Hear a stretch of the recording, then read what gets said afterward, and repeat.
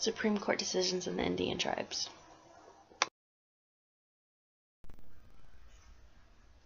There were many cases between the American Indian tribes and the Supreme Court that dealt with the relationship between the tribes, between government entities and tribes, tribal sovereignty, and tribal rights, that's including property, hunting, fishing, and religion, and also actions involving members of the tribe.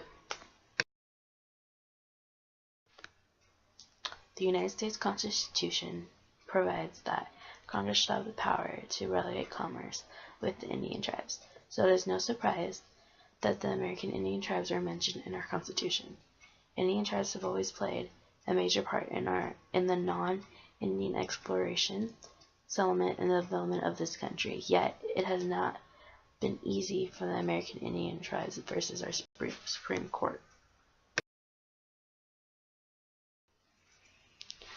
John Marshall was the longest-serving Chief Justice in Supreme Court history and played a significant role in the development of the American legal system and federal Indian law.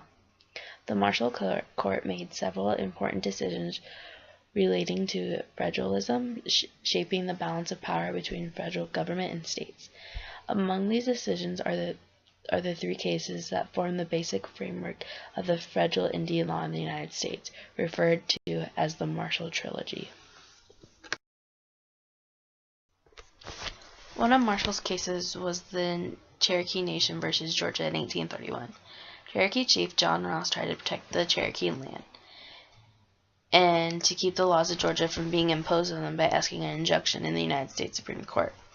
The Cherokees argued that they were a foreign nation and the laws of Georgia did not apply to them at all. The court denied the injunction and went on to say the Cherokee Nation was not a foreign nation, but they were a domestic independent nation. The relationship between the tribes in the United States was like having a guardianship with a parent. This case outlawed the sovereign nature of tribes as not like states, but not as complete as foreign nations either.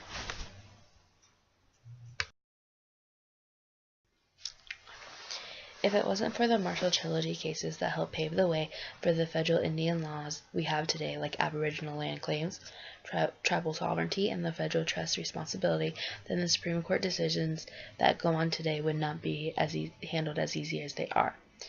If John Marshall was not the head of Supreme Court back in the day when the trilogy happened and the cases were going on, then I believe our federal Indian laws would be different than they are today.